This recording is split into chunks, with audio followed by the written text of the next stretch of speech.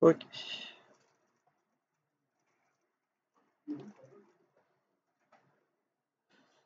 Ok, donc du coup, qu'est-ce que signifie de demander l'autorisation d'un administrateur lors d'un déploiement d'un PC?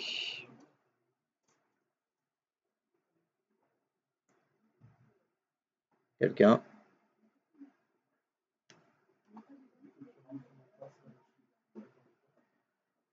Pas exactement ça. C'est va pas devoir rentrer le mot de passe sur chacun des postes. Par contre, même si la personne rentre un bon mot de passe et tout, il faut quand même qu'il y ait un administrateur qui est sur la console de WDS pour valider s'il est d'accord ou pas que le PC soit en WDS, quoi. C'est-à-dire que là, dans l'étape, vous avez l'étape où il vous demande le mot de passe, un mot de passe administrateur pour le WDS. Donc là, vous allez le taper. Mais derrière, ça va vous dire attente de validation d'un administrateur. Et à ce moment-là, du coup, il faut retourner dans la console WDS. Normalement, je dois avoir un serveur, c'est toujours là. Ça, je vais vous remontrer où c'est exactement.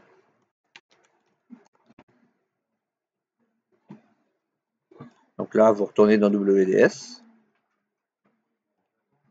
Hein, il met en attente en fait.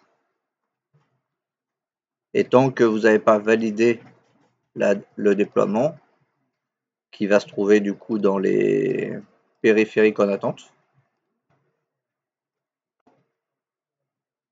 il faudra que ça soit lancé déjà. Là où on a coché effectivement la case d'attente d'un administrateur. C'est pas ça que tu veux lire?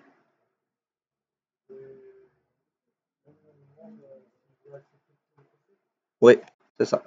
Si on a coché la case demander l'approbation, du coup, une fois qu'un WD sera lancé, ça arrivera ici dans les périphériques en attente. Et donc là, bah, il va vous demander l'ID, il y aura l'ID et tout, et puis vous cocherez si vous acceptez ou pas que le déploiement se fasse sur cette machine-là avec tel profil de déploiement. Donc comme ça permet de vérifier, même si quelqu'un du coup met un mot de passe qui est valide dans le domaine. S'il n'est pas un mot de passe administrateur ou quoi, il peut normalement arriver quand même à récupérer des données sans forcément rentrer après dans le réseau, dans le domaine. Donc c'est pour ça que dans certains cas, s'il y a beaucoup de périphériques qui peuvent être contrôlés en WDS ou quoi, c'est mieux de le cocher pour ça, pour être sûr qu'il n'y ait pas des programmes qui soient installés sur des PC qui ne devraient pas ou autre. Mais c'est ça que ça signifie. Signifie que le déploiement sera mis en attente tant que la validation ne sera pas effectuée au niveau de la console de gestion du WDS.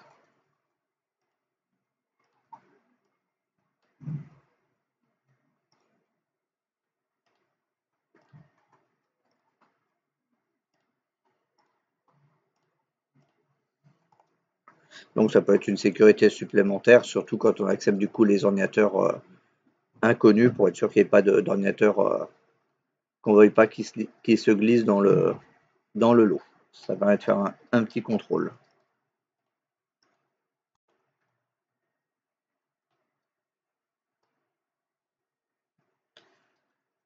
Sous Ubuntu Debian, quelle est l'utilité du fichier source list et quelle commande l'utilise principalement? C'est effectivement sert pour la commande apt Bon, on peut dire apt aussi, moi je dis apt par habitude, mais c'est bien ça. Et du coup, à quoi il sert? C'est ça. C'est la liste des programmes, non, c'est la liste des emplacements des programmes et dépendances qui peuvent être installés via la commande apt. Donc là, vous en avez deux surtout à retenir, hein, mais bon, la force, c'est la commande apt update, apt upgrade. C'est les deux principales à reconnaître, c'est pas les seuls. Parce qu'après, il y a apt install, apt remove, apt purge pour désinstaller, pour installer, pour désinstaller. Et purge, c'est vraiment pour enlever toute trace possible du programme en question. Mais déjà, ça là, c'est les deux plus utilisés.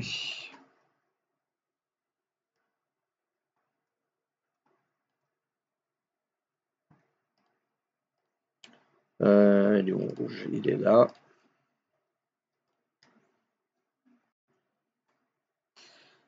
Qu'est-ce qu'on a besoin pour un serveur de déploiement?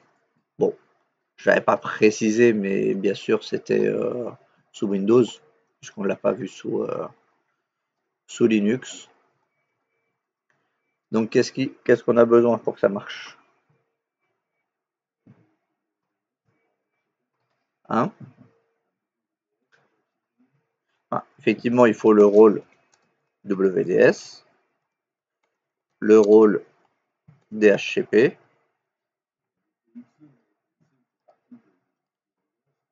Oui, enfin PXE, c'est directement au niveau du BIOS.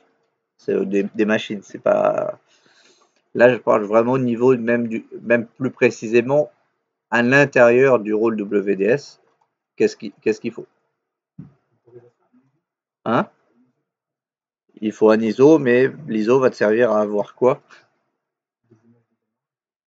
Effectivement, il faut une image. Oui, oui, j'ai déjà posé un moment. Bah, les éléments nécessaires, enfin, ça dépend qu'est-ce que tu as mis exactement.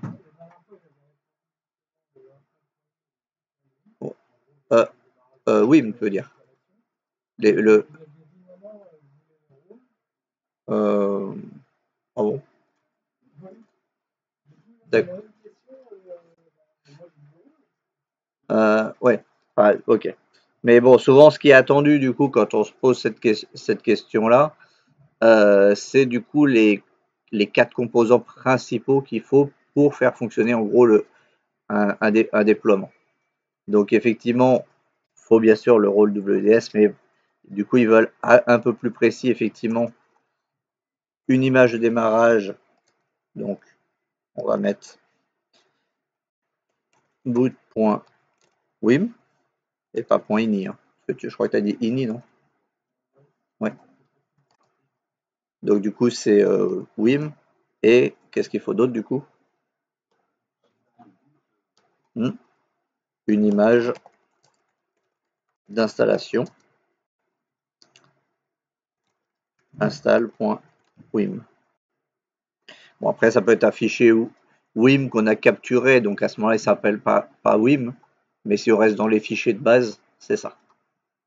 Mais si par exemple on a fait un sysprep, on peut l'appeler sysprep.wim, et du coup, bah, ça marchera aussi du moment qu'on le choisit dans la liste.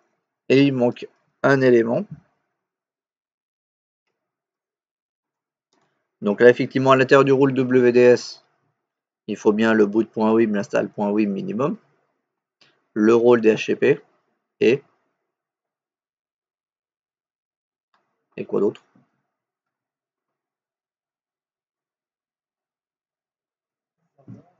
Hein? Oui, bon, là on entend qu'il est déjà lancé et tout. Mais à l'intérieur du serveur, il faut.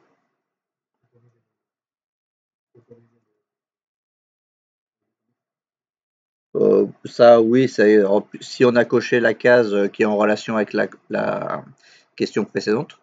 Mais plus simplement, hein. Non. Le WDS, le serveur de déploiement Windows, vous n'êtes pas obligé d'être sur un domaine. Vous pouvez le faire fonctionner en autonome. Hein? Bah, le groupe d'images, bah, il est créé forcément quand tu as mis l'install.wim. Tu peux pas mettre l'AD? Non. Comme je disais, du coup, un serveur de déploiement, vous pouvez vous en servir hors domaine. Vous n'êtes pas, il peut servir autonome.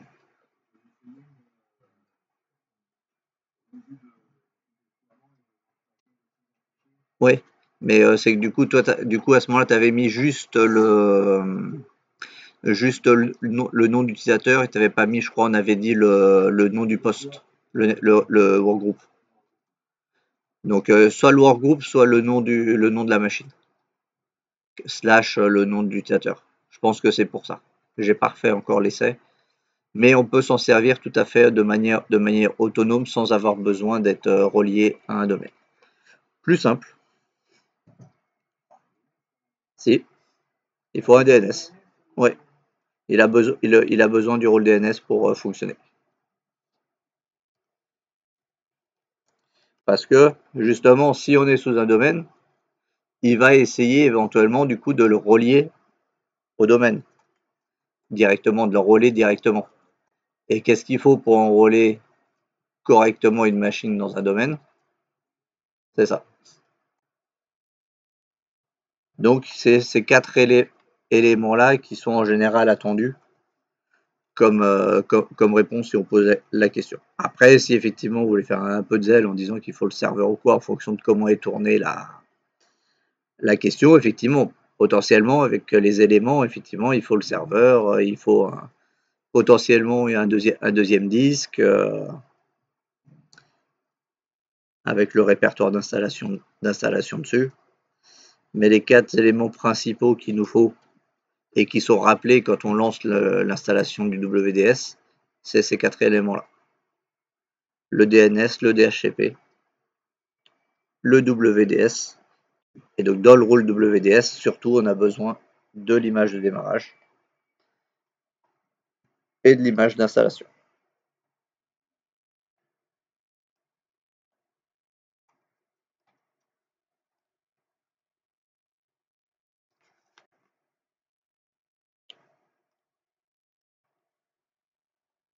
Donc éventuellement, là, qu'est-ce qu'on peut utiliser pour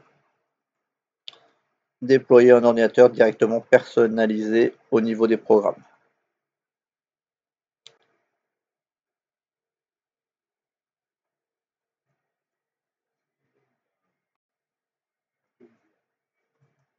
On peut, par exemple, même si c'est pas vraiment mon déploiement, effectivement, ça peut.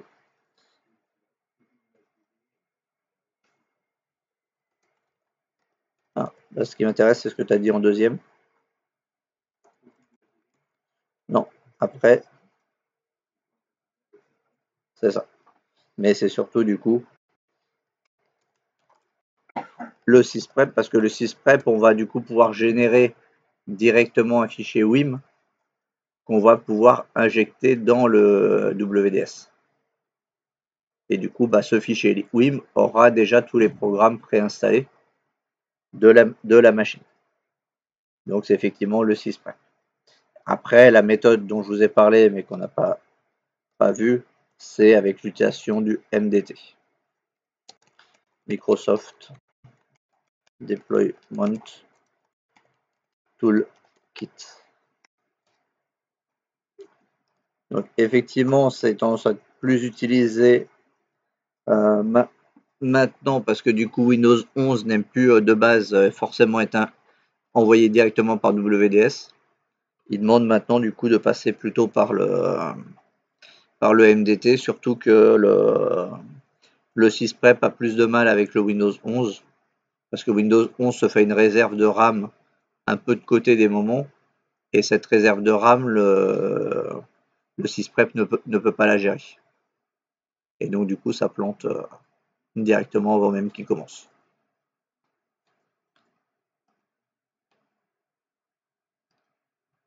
Mais la réponse principale de base attendue, c'est le sysprep. Mais après, il y a le MDT aussi qui existe.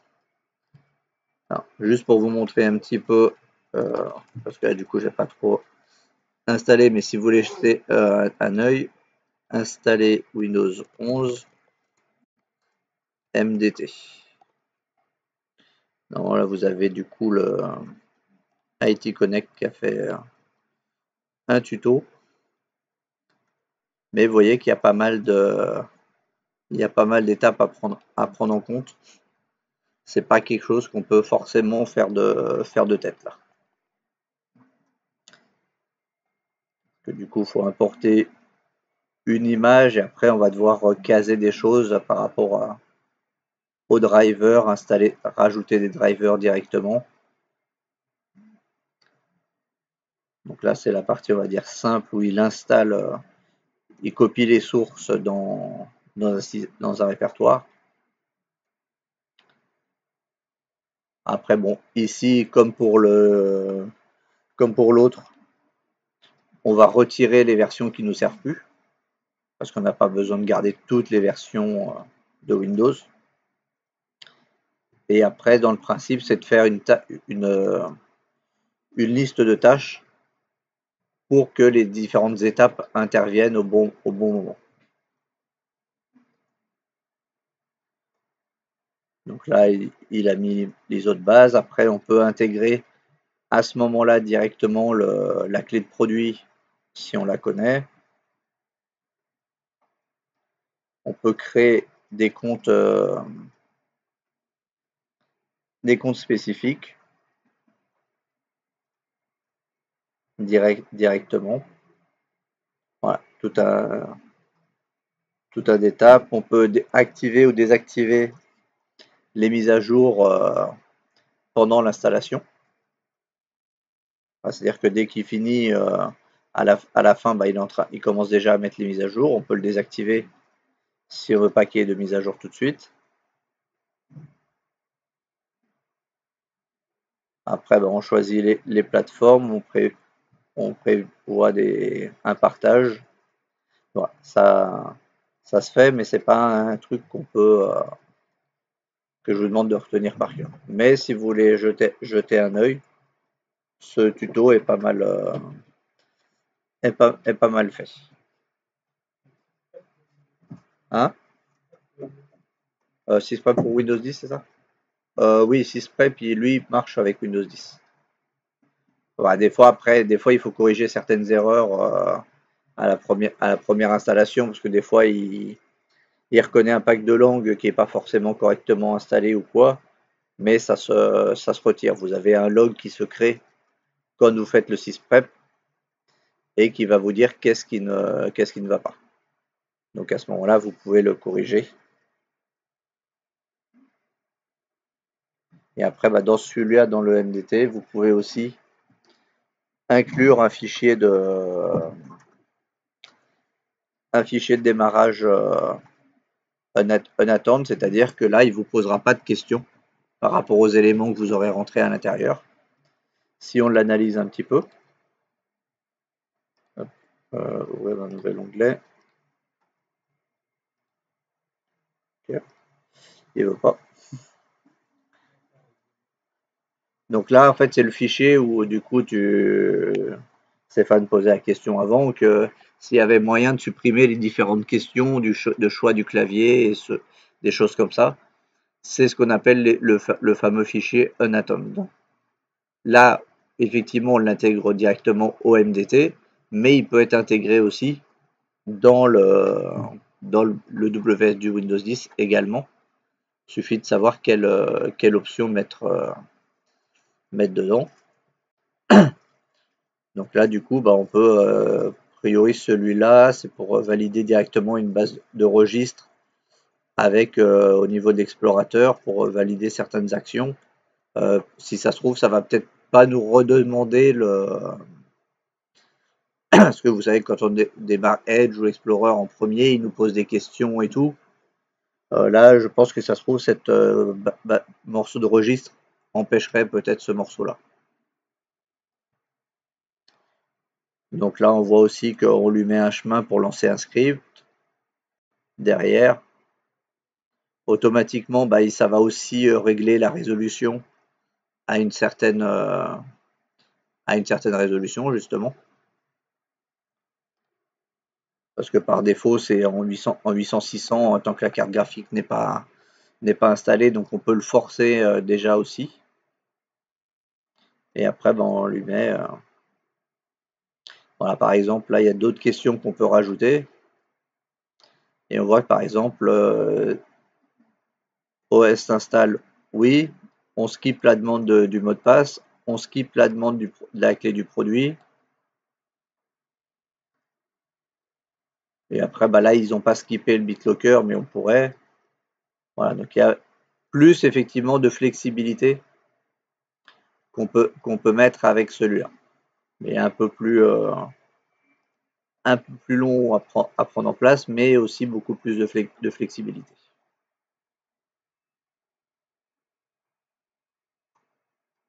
Et donc du coup, vous suivez les différentes étapes et là, vous allez aussi pouvoir installer directement des programmes pendant l'installation également. Et après, à la fin, l'image de démarrage qui aura été générée par le MDT, vous l'intégrez à nouveau au WDS. Et du coup, après, l'étape d'après, vous la faites comme n'importe quel WDS. Mais il aura tous les éléments qu'il a besoin pour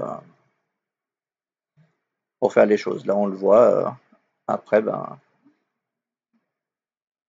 vous allez choisir la séquence des tâches. Et après, il va continuer tout le reste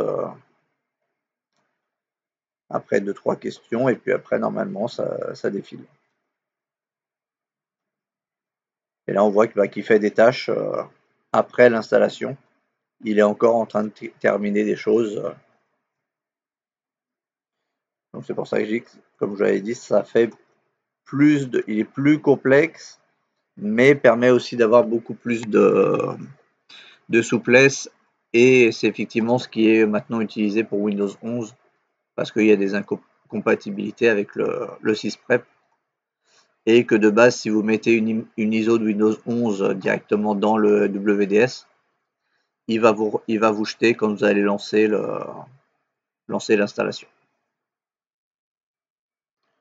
Donc vous pourrez rejeter un œil à ça, voire le tenter si vous le souhaitez. Donc normalement c'est pas le seul à le faire, hein. Mais on est toujours à peu près dans les mêmes pratiques de toute façon. On retrouve la liste des tâches et tout. Bah oui, enfin non, tu peux le faire même dans les versions d'avant aussi de Windows, mais du coup il fonctionne plus correctement avec le Windows 11. Donc du coup pour le Windows 11 il n'y en a pas trop le choix, il faut passer par le MDT pour le faire.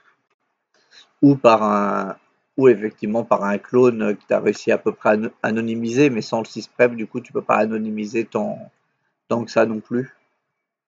Alors que là, du coup, comme il va refaire une installation propre à chaque fois, il y aura pas, c'est pas un clone, ça, il va vraiment régénérer des nouveaux noms, des nouveaux numéros de sécurité et tout pour les différents utilisateurs pour éviter les risques de duplication.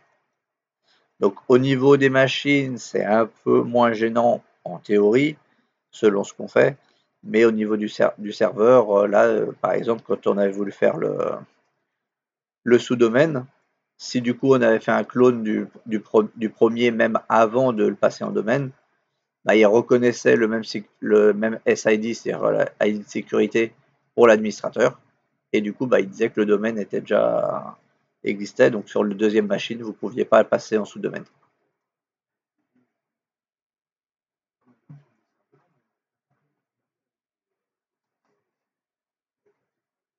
Hmm. Oui, non, mais si le 6 prep, s'il marche, c'est bon. Hmm. Parce que le 6 prep, lui, c'est là, lui, anonymise. Oui, c'est ça.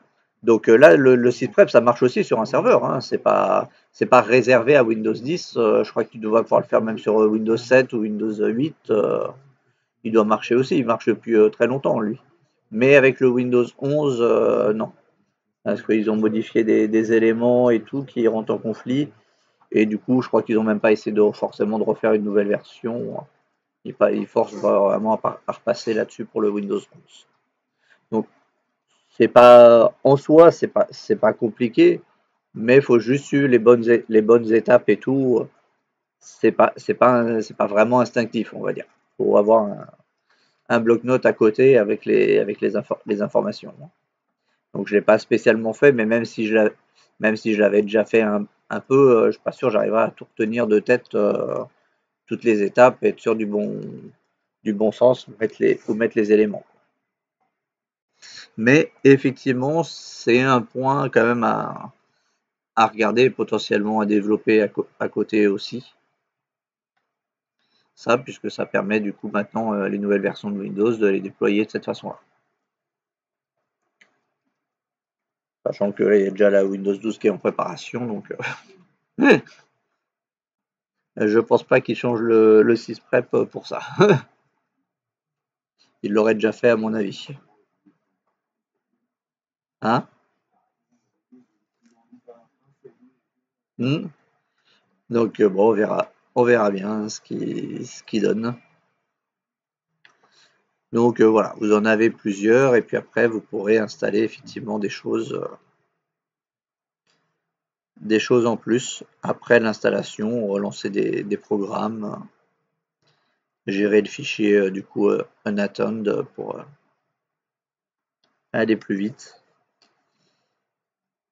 Ici vous pouvez rentrer des informations. Voilà. Mais bon, à retenir du coup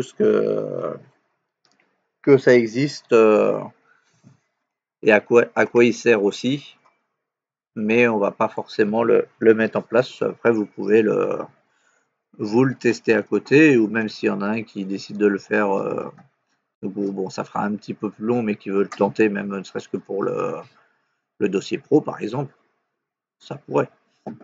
Même si c'est quelque chose qu'on n'a pas forcément vu, le dossier pro n'est pas limité à des choses qu'on a vues forcément dans l'information elle-même. Ça peut être des trucs que vous avez vus à côté qui vous paraissent sympas et tout, et qui rentrent quand même dans la catégorie de l'activité type 1 ou 2. Mais après, du coup, ça, c'est pas forcément des choses directes de la formation. Il faut juste que ça rentre dans les catégories. C'est tout. Donc voilà, ça, je vous laisserai éventuellement jeter un œil. Il y a des tutos qui sont pas mal pour ça, du coup.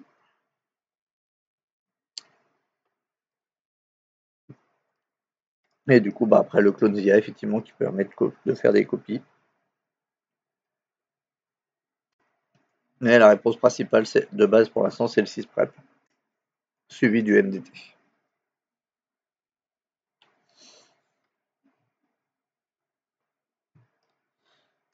Ensuite, trois possibilités pour renforcer le Wi-Fi. Hmm. Bah, renforcer, sécuriser, dans le sens sécurisé. Oui,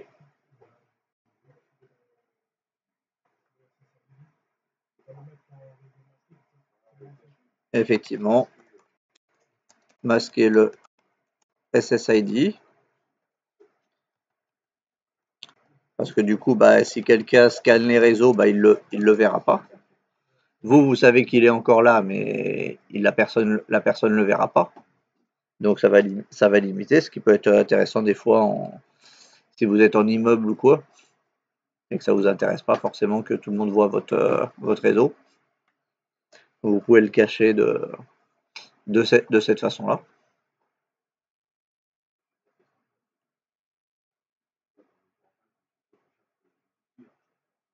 Hmm. Hmm. 。 Mmh. Mmh. 。 Mmh. 。 Mmh. 。 Mmh. 。 Mmh. 。 Mmh. 。 Mmh. 。 Mmh. 。 Mmh. 。 Mmh. 。 Mmh. 。 Mmh. 。 Mmh. 。 Mmh. 。 Mmh. 。 Mmh. 。 Mmh. 。 Mmh. 。 Mmh. C'est ça, parce que même si vous êtes en habitation individuelle, s'il y a plusieurs autour, bah, vous allez les choper aussi, hein. Mais en immeuble, vous avez plus de chances d'en choper d'autant plus. Donc c'est effectivement une des premières façons et des plus couramment utilisées. Ensuite, filtrage par adresse MAC, effectivement. C'est une autre façon.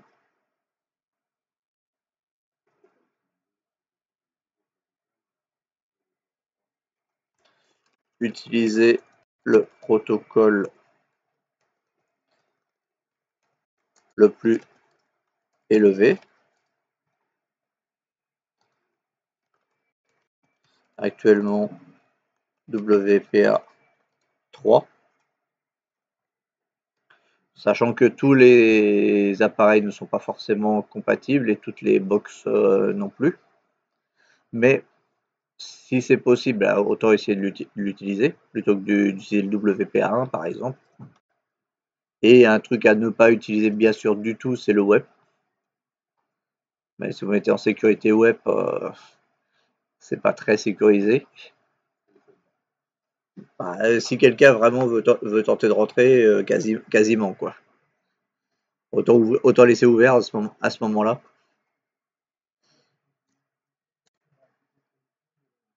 Hmm. Donc c'est pour ça. Non, bon, il y a longtemps, je l'ai fait sur la mienne pour voir effectivement, même pas 5 minutes avec un Kali Linux, c'était réglé quoi.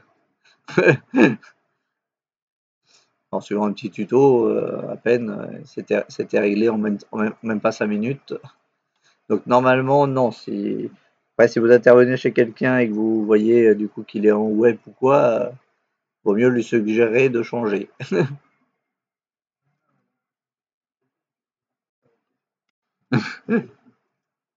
Bon, après, sauf si la personne elle est perdue dans la campagne, elle est toute seule, il n'y a pas de voisin. Bon, à la limite encore, mais bon, théoriquement, des corbeaux Wi-Fi. Donc voilà. Après, une autre possibilité, hein, désactiver le Wi-Fi, c'est effectivement une possibilité. Au moins, vous êtes sûr de ne plus être attaqué par le Wi-Fi. Là, c'est plutôt effectivement, on renforce la sécurité globale du réseau plutôt que la truc du Wi-Fi. Non, ce qu'on peut faire, pour faire un peu plus finement, filtrer les horaires du Wi-Fi pour qu'ils ne soient pas forcément toujours utilisables. Parce que du coup, justement, pour une entreprise, bah, si elle laisse son Wi-Fi allumé toute la nuit ou quoi, et qu'il y a quelqu'un qui arrive à se mettre à distance de récupération, bah, il est tranquille pour faire ses attaques pendant la nuit, il n'y a personne qui va le déranger. Donc, ça peut permettre aussi de limiter. Et puis après, même chez vous, bah, si après dans la nuit vous limitez un peu les ondes ou quoi, bah, vous pouvez couper le Wi-Fi pendant, on va dire, de minuit à 6 heures ou 5 heures ou autre en fonction de vos habitudes. Bah voilà, vous pouvez, comme ça au moins, ne serait-ce que vous avez moins d'ondes comme ça. Et pendant ce temps-là, bah, ici, pareil, si quelqu'un essaie dans la nuit d'accéder à votre réseau, bah, du coup, comme il n'y a plus de Wi-Fi, bah, déjà, ça lui complique la tâche. Donc, sans le désactiver complètement, on peut le filtrer pour qu'il ne soit pas accessible à des moments. Du coup, tu m'avais dit quoi, Willy? Oui, effectivement, même si normalement, souvent, c'est un bouton physique, on peut désactiver le WPS. Donc, est-ce qu'il y en a qui savent ce qu'est le WPS?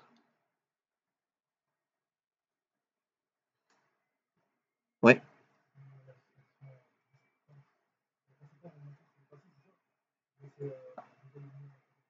c'est une facilité d'association de la box avec les périphériques. c'est ça, si tu actives le WPS, bah du coup tous les périphériques qui sont à côté qui peuvent se connecter en WPS vont tenter potentiellement de le faire à ce moment-là. Euh, Peut-être qu'il va faire une requête à la fois, mais bon, on peut effectivement le désactiver. En général, le WPS, enfin, ça dépend comment il est fait sur chaque box. Souvent, le WPS, c'est un bouton à appuyer physiquement. Donc déjà, ça limite quand même les tentatives d'accès de l'extérieur. Mais après, il faut vérifier si votre box peut être...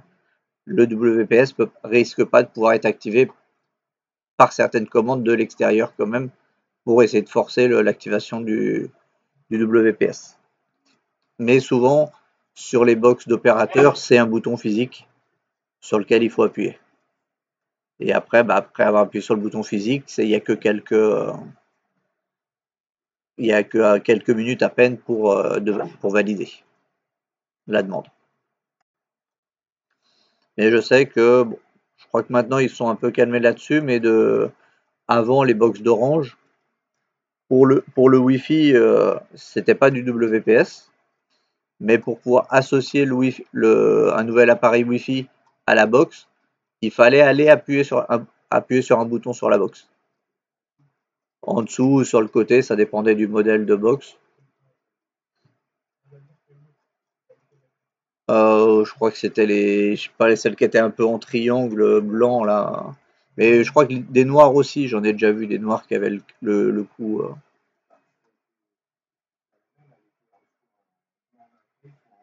Ouais. Mais même dans les récentes, il y a encore des moyennement longtemps, il y avait encore cette option-là d'appuyer sur un bouton, mais c'était pas exactement du WPS parce qu'il n'envoyait pas la clé ni quoi que ce soit. Ça faisait pas un raccourci de la clé, il fallait quand même taper la clé en entier. Mais si on tapait la clé en entier qu'on validait mais qu'on n'avait pas appuyé sur ce bouton-là, bah ça marchait pas, le périphérique s'associait pas. Hmm. La tienne, c'est comme ça? Ouais, bon bah c'est c'est là. Hmm. Mais c'est vraiment une spécificité avec Orange, cette option-là.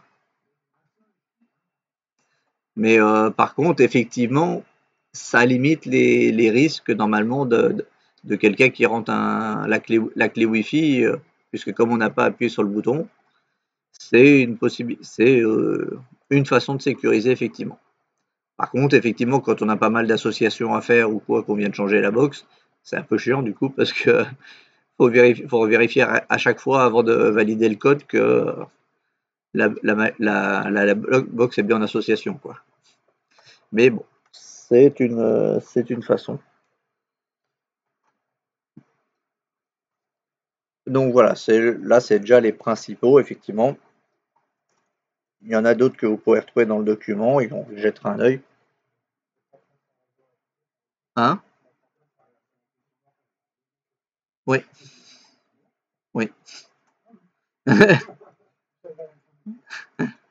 Donc ça, effectivement, on va voir que ça peut renforcer aussi, et dans le même temps, ça renforce également la sécurité de votre propre réseau.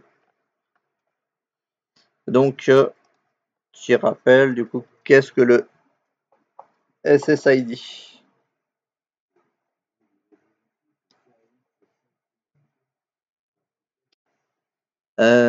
J'avoue que le SSID, l'acronyme, j'ai un peu un trou. Donc ID, c'est identifié. Service 7. Donc c'est effectivement le. Ah, d'accord. Bon, celui-là, je vois pas trop dans quel cas il apparaît. D'accord. Ok. Donc, et effectivement, c'est le nom d'identification d'un réseau Wi-Fi.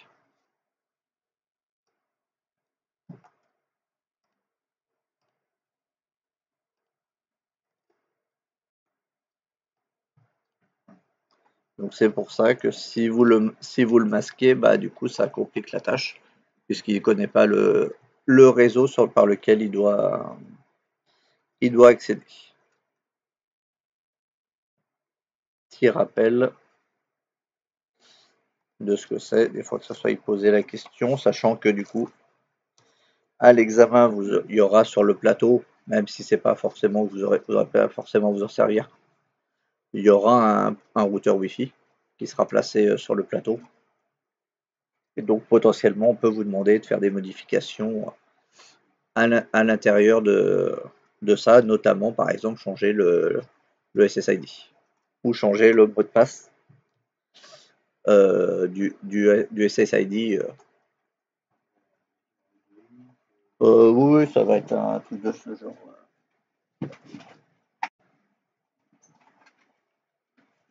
De ce genre-là.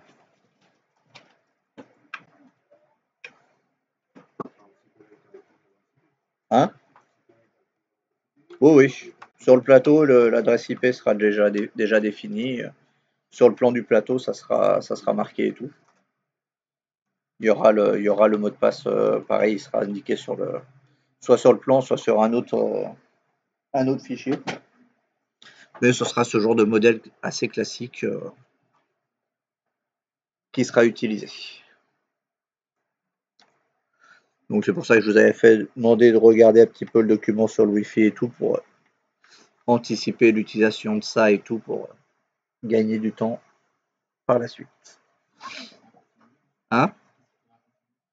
Il peut y avoir besoin de leur configurer légèrement. Bah, changer du coup le nom du SSID, changer le mot de passe du SSID. Ça avec ça. Hein? La clé Wi-Fi. Bah, je vous le montrerai, de toute façon on le refera. Mais du coup, en fait, c'est un peu comme sur ta box. Sur ta box, tu peux te connecter à ta box et aller dans le Wi-Fi où tu vas changer le mot de passe du Wi-Fi. C'est la même chose. Il faut juste savoir où c'est. Il peut vous être demandé aussi justement d'activer le filtrage MAC pour bloquer par exemple le téléphone du juge, du jury. Ça, c'est des choses comme ça. Ce qui est souvent demandé aussi des fois, c'est de sauvegarder la configuration pour pouvoir la restaurer derrière. Donc pareil, ça n'a rien de méchant, il faut juste savoir à peu près où c'est quoi. Ce qui permet donc du coup, en général d'ailleurs, ils vous le demandent de le faire en premier avant de faire des modifications, parce que ça permet comme ça de sauvegarder la config, vous faites les modifs et vous la restaurez pour que la personne derrière retombe bien sur les bons identifiants qui sont marqués sur les documents. Parce que sinon, si vous le restaurez pas, après la personne derrière, elle sait plus ce qu'elle doit utiliser. Du coup, ça a pu marcher. Mais souvent, voilà, c'est des petits trucs comme ça. Ça, des fois, ça peut être même de le brancher directement sur le switch sur tel VLAN. Donc, faut le brancher au bon endroit pour que ça marche bien. Le côté, ce qu'on appelle le côté WAN, justement. Ils peuvent vous dire, bah, brancher le côté WAN sur tel VLAN, par exemple. Bon, bah là, vous regardez les documents qui vous auront été remis.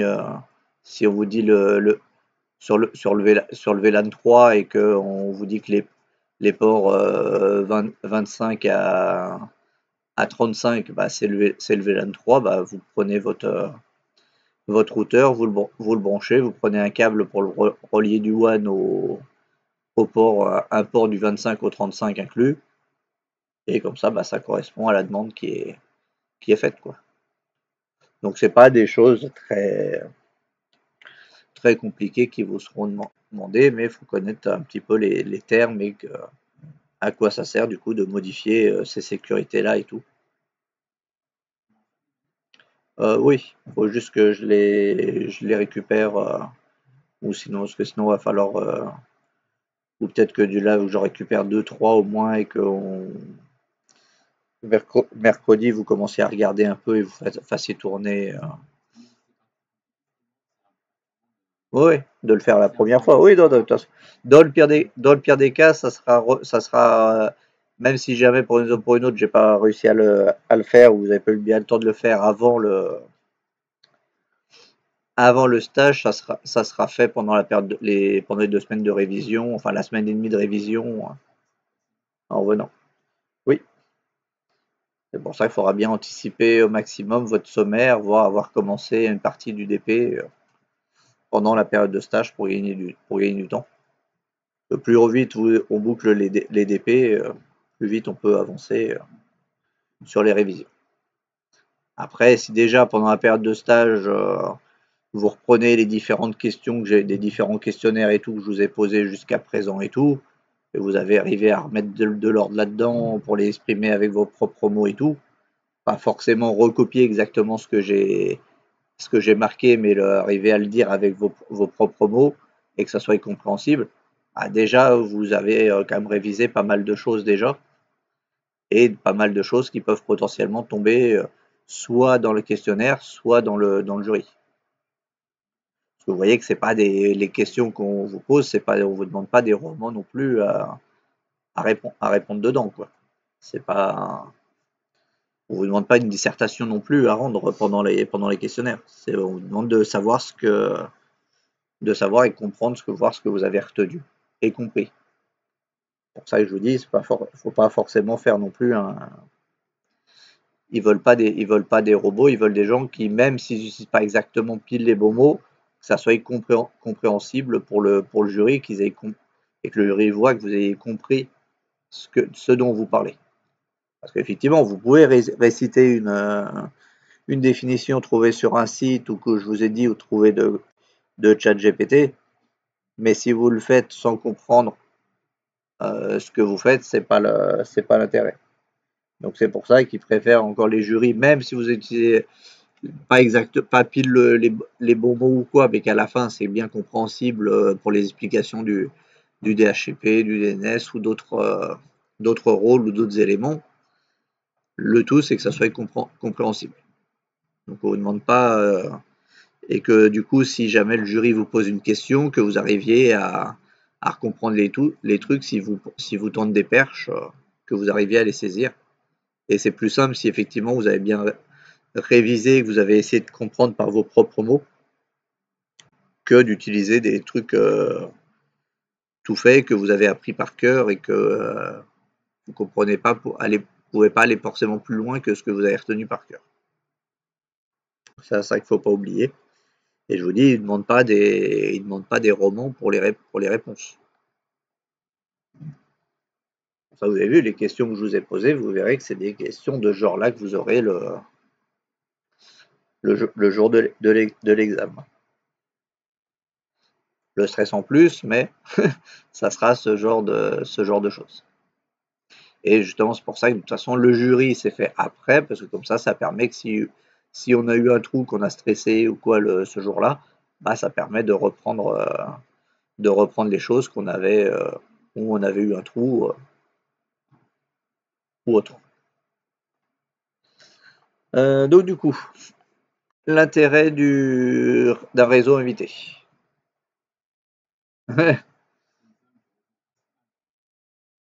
Effectivement.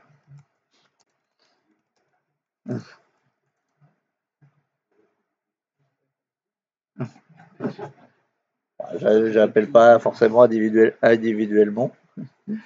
Donc ça, effectivement, ça isole du réseau principal avec un mot de passe Wi-Fi et SSID indépendant et limitation de l'accès au partage du réseau si nécessaire. C'est pas forcément coché de base, mais ça peut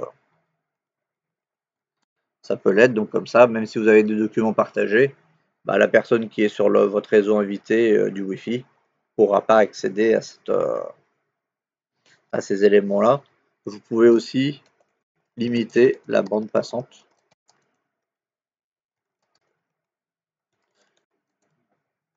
du réseau invité également. Comme ça évite qu'il fasse des gros téléchargements pendant qu'il est sur votre Wi-Fi, potentiellement. Donc, Après, la limitation de la bande passante, ça dépend un peu des modèles aussi de box et de routeur. C'est pas forcément inclus dedans à 100%, mais c'est des éléments qui peuvent rentrer en compte dans le réseau invité. Et pareil, dans le réseau invité, vous pouvez aussi mettre des heures de connexion. Comme ça, vous êtes sûr que si c'est un voisin ou temporairement vous lui prêtez un réseau ou quoi, après vous le coupez ou quoi, et puis au moins vous êtes tranquille. Vous êtes sûr qu'il ne peut pas se connecter à votre réseau principal pendant ce temps-là. Donc potentiellement, si vous avez des invités, ça peut être mis en place.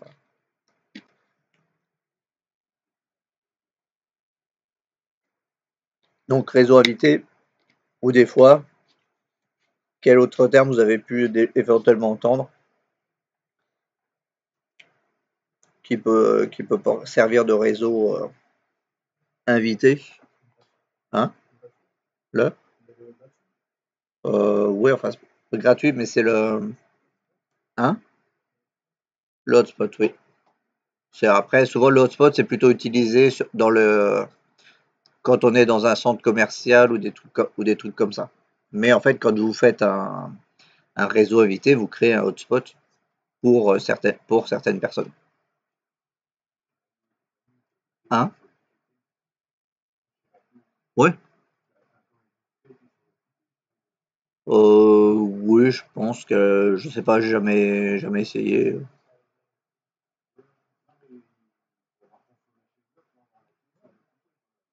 Hmm. Ouais. Après, je sais pas du coup si c'est la même clé pour tous ou si c'est. Alors, je pense pas qu'ils génèrent des clés à chaque ticket.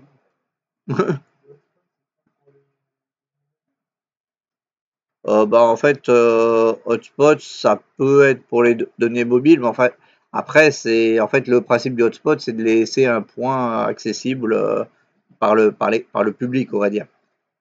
Donc, ça peut être un réseau Wi-Fi, mais souvent, effectivement, le hotspot était plutôt pour les appareils mobiles.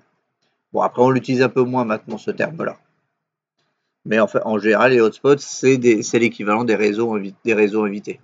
Parce que du coup, ils restent dans une boucle et normalement, ils peuvent pas aller ailleurs ils peuvent pas aller voir le gestion générale du point d'accès en question. Bon, voilà, c'était juste un petit détail, mais maintenant, on parle surtout de réseau invité. Mais bon, par exemple, là maintenant, bah, je sais plus si ça tourne encore. J'ai jamais réessayé les free Wi-Fi, les réseaux free Wi-Fi et tout. Hmm.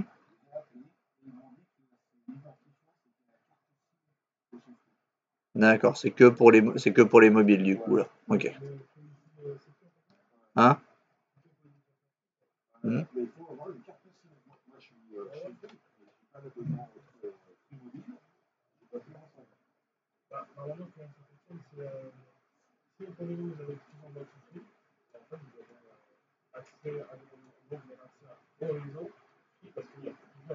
Hmm. Mais apparemment, de ce qu'il disait, il fallait une carte SIM free Wi-Fi. Enfin, free mobile. Oui, avant, oui, effectivement, c'était ça. Hmm. C'est pour ça que du coup, on pouvait se connecter avec son téléphone en Wi-Fi aux différentes Freebox qu'on croisait sur la route plutôt que d'utiliser ces données mobiles quand on n'en avait pas forcément beaucoup à l'époque. Mais du coup, apparemment, ils ont modifié un peu les choses. Hmm. Donc forcément, c'est moins intéressant si t'es pas en mobile sur Free. Oui. Hmm. Ouais. Ah, sauf si après sauf si c'est non parce que normalement c'est du Wi-Fi qui te connecte. Donc c'est le Wi-Fi, tu n'utilises pas le réseau, c'est juste l'identification qui sert de la carte SIM. Après, c'est du Wi-Fi, donc normalement, il n'impacte pas ton forfait. Après, si tu te mets en 4G, ça c'est autre chose. Mais normalement, 4G, bah, tu vois plus le free Wi-Fi de toute façon, puisque t'es plus en Wi-Fi. Donc, j'avoue que j'ai jamais eu besoin non plus, donc j'avais pas essayé. Je crois que j'avais directement fait un partage de téléphone la dernière fois que j'avais eu un problème. J'avais dû directement brancher le téléphone sur le PC pour le partager. Donc du coup, j'avais pas essayé. De toute façon, je crois que j'avais pas de réseau free Wi-Fi. Chez moi, je crois que j'ai pas de free Wi-Fi à porter. Ah, peut-être qu'ils l'ont changé, oui. Oui, enfin, à un moment, il y avait free Wi-Fi et free Wi-Fi Secure, qui était encore, peut-être le free Wi-Fi était encore différent pour l'accès.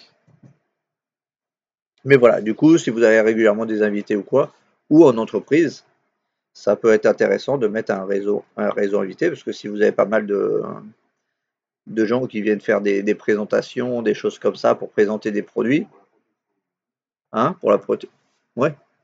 Bah du coup, comme ça, vous êtes sûr qu'au moins ils accèdent pas au reste de vos données, ils ont directement leur propre réseau Wi-Fi, vous leur communiquez que celui-là. Hmm. Oui. Non, mais je parle du coup pour ceux qui reçoivent pas mal de commerciaux dans leur entreprise, bah, plutôt que de leur donner le Wi-Fi de l'entreprise directement, vous leur donnez juste le réseau la clé du réseau invité. Et comme ça, vous êtes sûr ils vont pas se balader ailleurs.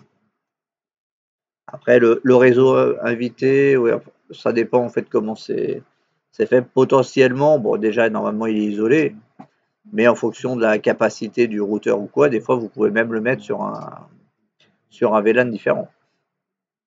Vous pouvez avoir une box Wi-Fi reliée à un VLAN particulier et qui va servir de point pour les invités. Puisque si du coup c'est toujours au même endroit les personnes sont regroupées ou quoi, il n'y a pas besoin qu'ils puissent accéder à toute la boîte sur 500 mètres de long avec le Wi-Fi, quoi.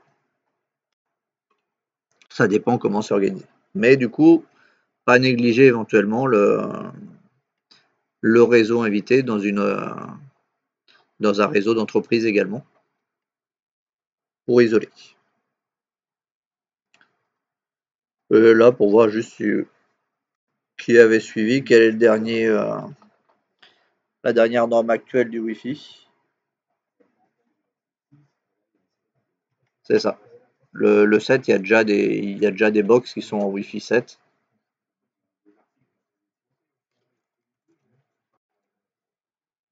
Qui sont pas?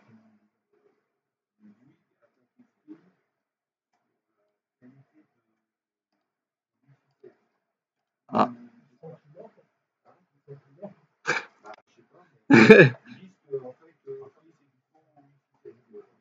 Ah, c'est des mensonges.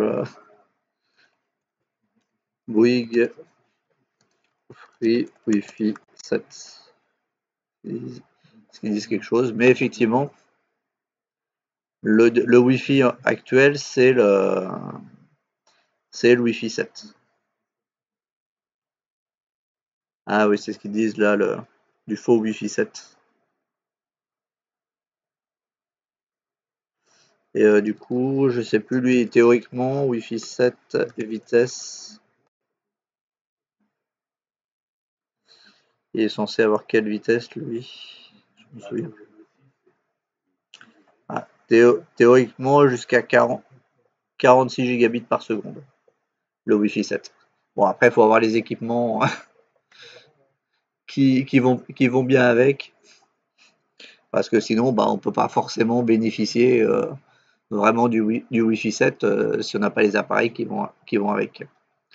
Je sais qu'une fois, j'avais laissé parler un petit peu quelqu'un là, je sais plus, je crois que c'était Bouygues, qui me disait mais si, vous verrez, ça marchera mieux avec le Wi-Fi 7. Mais non, parce que de toute façon, mes équipements, ils seront même pas à peine Wi-Fi 5, donc ça va rien changer. Mais si, mais si. Mais non, allez, au revoir. Donc effectivement, potentiellement, il y a des trucs que ça peut améliorer, peut-être un peu la portée, des trucs comme ça, mais si vous n'avez pas l'équipement qui va, parce que le Wi-Fi 6 est théoriquement aussi censé faire moins d'ondes, parce que si c'est pas utilisé pendant un certain temps, bah, il arrive à déconnecter un peu la fréquence pour alléger les ondes et tout, et se reconnecter quand même rapidement si besoin. Mais si on n'a pas les équipements qui vont avec, et après, bah, du coup, théoriquement, c'est PoE jusqu'à 46 Go.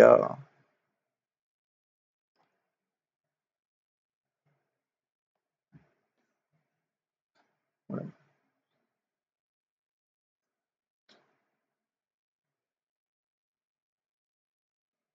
Donc jusqu'à 10 Go. Mais bon, encore une fois, il faut avoir les besoins d'avoir une telle vitesse en Wi-Fi et surtout les équipements qui vont aller bien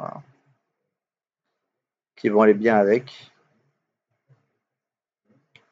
Mais effectivement, ça fait une grosse augmentation entre le Wi-Fi 6 et le Wi-Fi 7 théorique.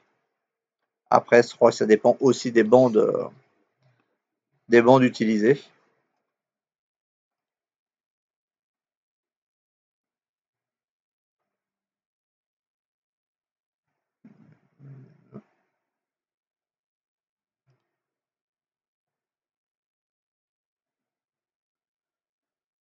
Voilà, il y avait des éléments qui n'étaient pas utilisés dans les autres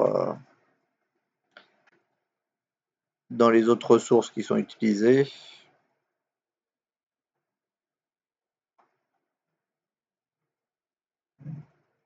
Ah d'accord, ce qu'il a. Ok. Apparemment, ça c'est une nouveauté effectivement avec le. C'est une nouveauté apparemment effectivement avec le. Je sais pas si c'est du modem lui-même ou du fait du Wi-Fi 7. Apparemment, il arrive à agréger les bandes 2,4, 5 et 6 GHz en une seule bande pour augmenter la vitesse. Mais là, comme ça, je ne sais pas si c'est lié spécifiquement à ce routeur ou si c'est lié à la technologie du Wi-Fi 7 qui permet de faire ça. Hein? Oui. Donc c'est peut-être juste pour ce modem-là.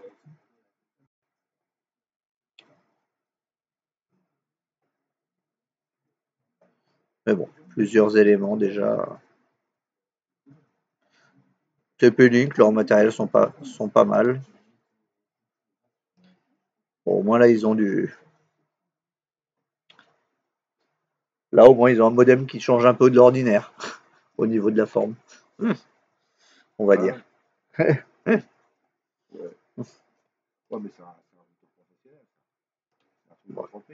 Je sais pas. Et oui, il peut servir aussi dans le particulier. Mais je pense qu'à mon avis, il doit pas être donné. Je sais pas, juste pour voir est-ce qu'il y a un prix de ce truc-là,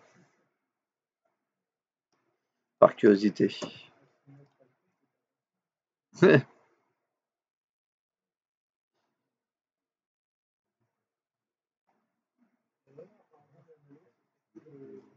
Tous les Wi-Fi 7. Ouais. Euh,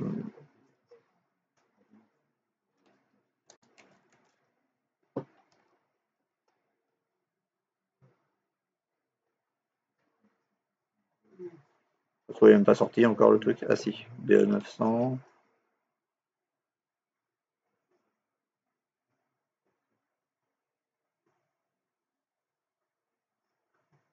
Wow. Juste 800 $, 800 €.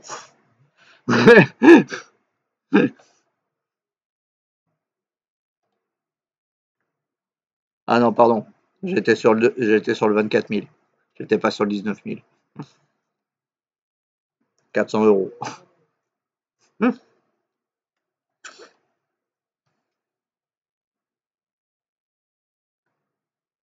Bon. Hmm. Bon, après, il y a quand même pas mal de ports non Wi-Fi quand même. Parce qu'il y a quand même deux ports en 10 gigabits plus 4 ports en 2,5 gigabits. Ça fait quand même pas mal de branchements haute vitesse.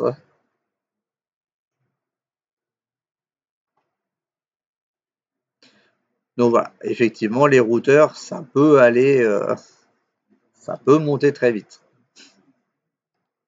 du coup.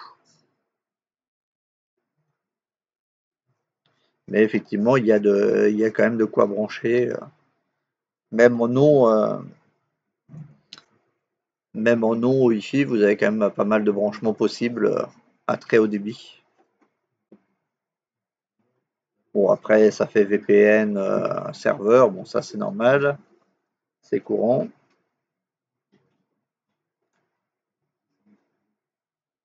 Alors, du coup, on était à 400 €. Hmm. Mais comme je disais, là, après, si tu peux quand même brancher pas mal de trucs câblés, t'as deux ports à 10 gigas et t'as des ports à 2,5 que tu peux combiner également. Donc, bon, ça par contre, c'est gadget. L'affichage de la météo ou des emojis sur l'écran,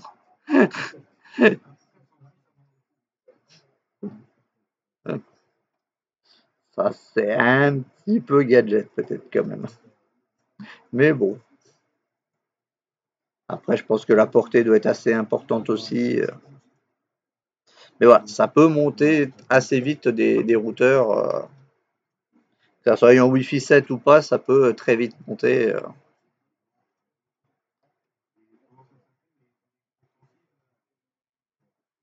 Ah oui. Hmm. Bah ouais, là, c'est pas forcément pour eux. Hmm.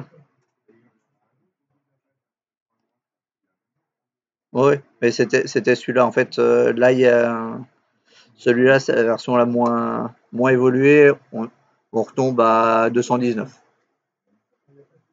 Par contre, il y a pas de 10 gigabits, c'est une version plus basique. Mais on reste sur du Wi-Fi 7 quand même et tout, avec les autres technologies. Donc ça dépend après de ce qu'on veut, quoi. Mais si c'est pour faire brancher après derrière une box qui peut aller jusqu'à 8 gigabits, bon, c'est un peu dommage de ne pas avoir de port 10 gigabits quand même maintenant si on investit sur un bon routeur, quoi.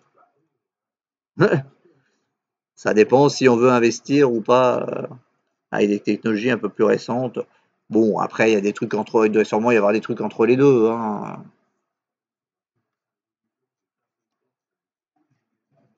Hein, hein. Hmm. Donc, non, de toute façon, faut être sur je crois que, ouais, faut être sur la Delta ou les dernières. Euh, la pop, elle doit être à 2,5, mais elle est pas à 10 gigas. Si on veut du 10 gigas, faut être sur les Delta, hein. Les Delta ou l'Ultra.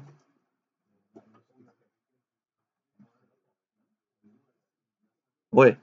Donc, de toute façon, après, si ta connexion, t'as pas de quoi le brancher là-dessus, ça sert pas forcément hein? Hmm. Bon, après, ça s'achète. Maintenant, on trouve des moins chères quand même, des cartes à 10 gigas maintenant. À moins de 100, à peine 100 € moins, t'en trouves maintenant, avec un seul port, ou voire deux des fois. Oui, tant que t'as pas la box qui va avec, ça sert à rien. Mais bon, moi je l'avais pris parce que du coup j'avais la box qui allait avec, donc autant en profiter. J'avais pris la carte et puis après, bah, quand j'ai changé de PC, bah, je l'ai récupéré, j'ai remis dans l'autre. Puis, oui, parce qu'il y en a pas en AX, j'ai regardé, mais il n'y a pas. Ça a pas assez de vitesse après, du coup, la bande passante elle est trop limitée. Ok. Voilà. Est-ce que du coup, par rapport à toutes ces questions qu'on a revues et tout, est-ce qu'il y a des questions justement d'auteurs qui seraient qui seraient revenus ou qui viendraient depuis. Non, c'est bon. C'est bon pour tout le monde. Donc, de toute façon, voilà. Je vous invite de toute façon à bien revérifier ces questions, à vous refaire vos réponses à vous pendant les périodes de stage et tout pour vous avancer dans vos révisions.